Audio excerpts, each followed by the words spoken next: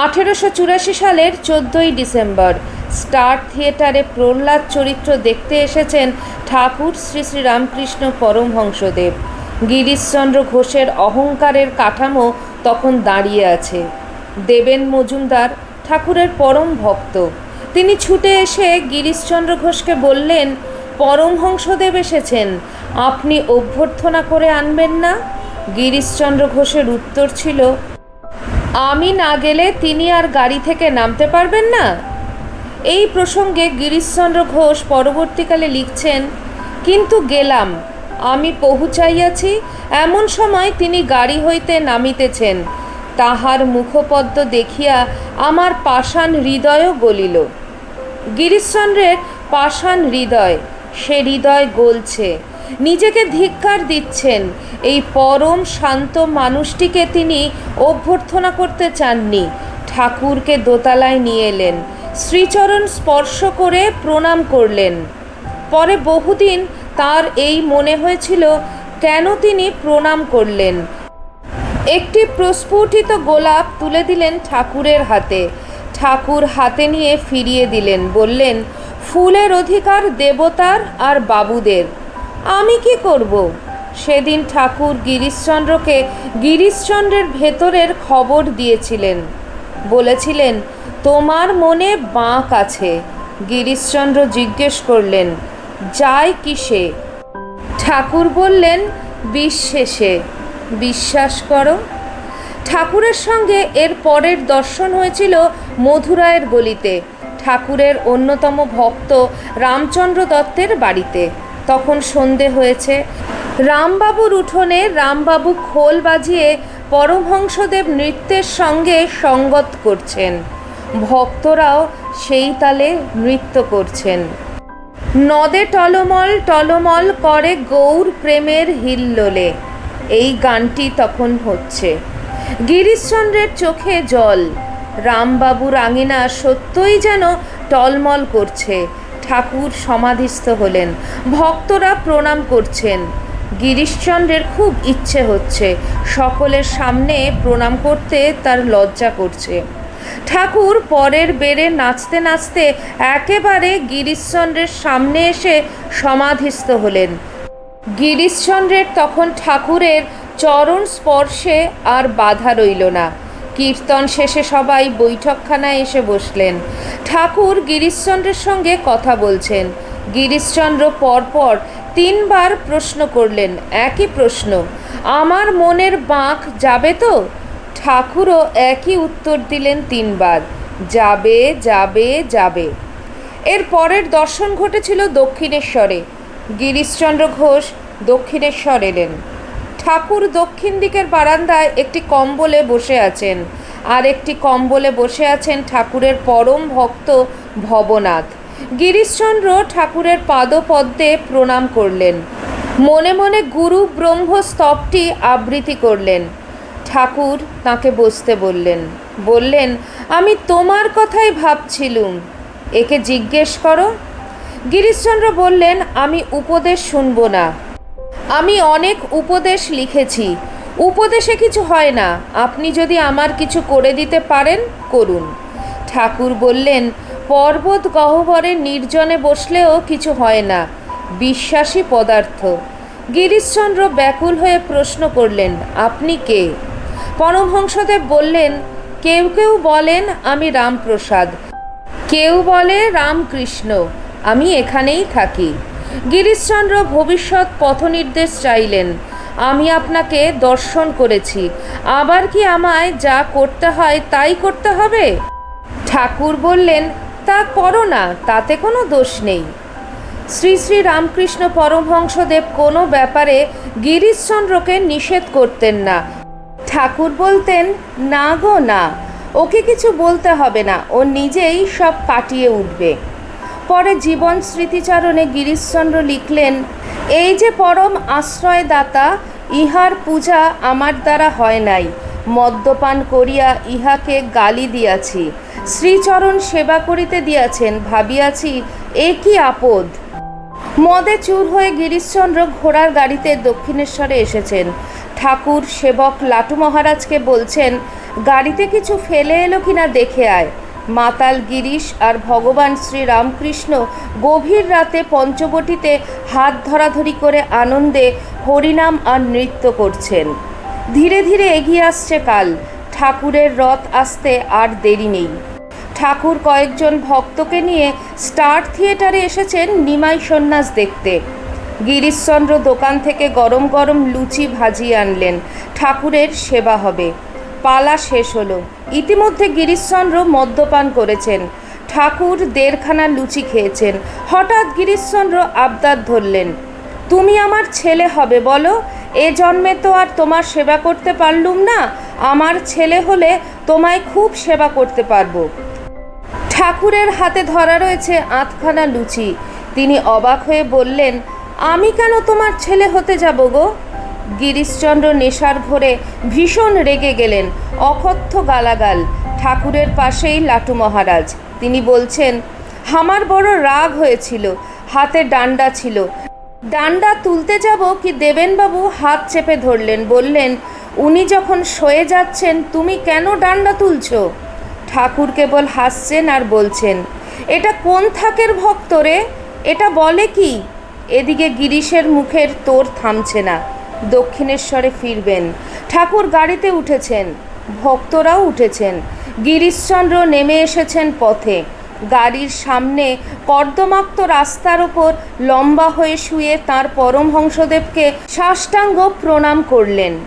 গাড়িতে ঠাকুর লাটু মহারাজকে বললেন, ও কি রে, গিরিশের গায়ে হাত তুলতে আছে কি? দেখলিনি? এত গালাগালি দিলে তবু গাড়িতে ওঠার সময় মাটিতে শুয়ে প্রণাম করলে। ওর কেমন বিশ্বাস দেখেছিস? মা, ও নট গিরিশ, তোমার মহিমা কি বুঝবে? ওর অপরাধ নিও না মা। ঠিক তার পরের দিনের ঘটনা। ভক্তরা এসে বলছেন, ওটা পাষণ্ড, ওর কাছে আর যাবেন না। এমন সময় রামচন্দ্র দত্ত মহাশয় এসেছেন। ঠাকুর বলছেন, শুনেছ গো রাম, 1.5খানা লুচি খাইয়ে গিরিশ কাল আমায় 14 পুরুষ উদ্ধার করেছে। রামবাবু বললেন, কি করবেন, সে তো ভালোই করেছে। ঠাকুর বললেন, শোনো শোনো, তোমরা সবাই শোনো, রাম কি বলে। এরপরে আমায় যদি মারে? রামবাবু বললেন, মার খেতে হবে। ঠাকুর জিজ্ঞেস করলেন, সে কি গো, মার খেতে হবে? রামবাবু বললেন, হ্যাঁ, শুনুন তাহলে। কালীয় নাগের বিষে রাখাল বালকদের মৃত্যু হলো। শ্রীকৃষ্ণ কালীয় দমন করে নাগকে জিজ্ঞেস করলেন, তুমি কি কারণে বিষ উদ্গীরণ করো? নাগ বললে, প্রভু, যাকে অমৃত দিয়েছ সে তাই দিতে পারে। আমায় যে খালি বিষ দিয়েছ, আমি অমৃত পাবো কোথায়? গিরিশকে যা দিয়েছেন সে তাই দিয়ে আপনার পুজো করেছে। আমাদের বললে মানহানির মামলা করতে কোর্টে দৌড়তুম, আপনি পতিত পাবন। ঠাকুর বললেন, রাম, তবে গাড়ি আনো। বেলা 2টো। ঠাকুরের গাড়ি বেরোলো দক্ষিণেশ্বর থেকে। সেদিন বোসপাড়ার বাড়িতে গিরিশচন্দ্র ঘোষ অনুতপ্ত অথচ নিশ্চিন্ত আহারাদি ত্যাগ করে বসে আছেন। গিরিশচন্দ্র কিন্তু ভণ্ড নন। বসে বসে প্রহর গুনছেন, হয় শেষ না হয় শুরু। সকাল থেকে বন্ধুরা এসে উদ্বেগ আরও বাড়িয়ে দিয়ে গেছে। হঠাৎ দরজায় ছায়া পড়ল। সেই মধুর কণ্ঠস্বর, গিরিশ, ঈশ্বর ইচ্ছায় এলুম। গিরিশচন্দ্র সপাটে ঠাকুরের পায়ে এসে পড়লেন। কাঁদতে কাঁদতে বলছেন, আজ যদি তুমি না আসতে ঠাকুর, তাহলে বুঝতুম তুমি এখনও নিন্দা স্তুতিকে সমান জ্ঞান করতে পারোনি। তোমার পরমহংস নামে অধিকার আসেনি। আজ বুঝেছি তুমি সেই আর আমায় ফাঁকি দিতে পারবে না। এবার আর তোমায় ছাড়ছি না। বলো, তুমি আমার ভার নেবে, আমায় উদ্ধার করবে? গিরিশচন্দ্রের পদধূলি নিলেন নরেন্দ্রনাথ। বললেন, ধন্য তোমার বিশ্বাস ভক্তি। ঠাকুর বললেন, তুই যখন কিছুই পারবি না, দে আমাকে ভার দে, বকলমা দে, তোর হয়ে আমি সব করব। তুই লোক শিক্ষা দিয়ে যা। গিরিশ, তুই কিছু ভাবিস নে, তোকে দেখে লোক অবাক হয়ে যাবে। 1885 সালের 6ই নভেম্বর। ঠাকুর অসুস্থ। শ্যামপুকুর বাটিতে চিকিৎসা চলছে। ঠাকুরও চিকিৎসা চালিয়েছেন জীবের উদ্ধারে। কলকাতার মানুষের চিকিৎসা। এসো, চলে এসো, অন্ধকারে আলো নিয়ে যাও, নিজেকে প্রকাশ করো। ক্যান্সার একটি উপলক্ষ। কালী পুজোর রাত। পুজোর আয়োজন করেছেন ঠাকুর। প্রতিমা নেই। আসনে ঠাকুর, সামনে গিরিশাদি ভক্তরা। একদিকে নানাবিধ নৈবেদ্য, এমনকি এক পাত্র বার্লি ছাড়া অন্য কিছু খেতে পারছেন না ঠাকুর। স্তূপাকারে জবা ফুল, রক্তকমল, দুদিকে বড় বড় দুটি মোমবাতি, বাড়ি দীপমালায় সজ্জিত। সবাই প্রস্তুত। একটি প্রশ্ন থমকে আছে, কি পুজো, কার পুজো, প্রতিমা কোথায়? সাহসী গিরিশচন্দ্রকে সামনে এগিয়ে দিলেন জনৈক ভক্ত। গিরিশচন্দ্র এসে বসলেন ঠাকুরের সামনে। ঠাকুর গিরিশচন্দ্রকে শেখাচ্ছেন আজকের এই পুজো, কি করবেন, কিভাবে করবেন। যা যা বললেন সেইভাবেই গিরিশচন্দ্র পুজো করে আসছেন। হঠাৎ বললেন, তবে চরণে পুষ্পাঞ্জলি দিই। জয় মা বলে রক্তকমল, রক্ত জবা ঠাকুরের পাদপদ্মে দিতে লাগলেন। সাহস পেয়ে অন্য ভক্তরাও ফুলে ফুলে ঢেকে দিলেন শ্রীপাদপদ্ম।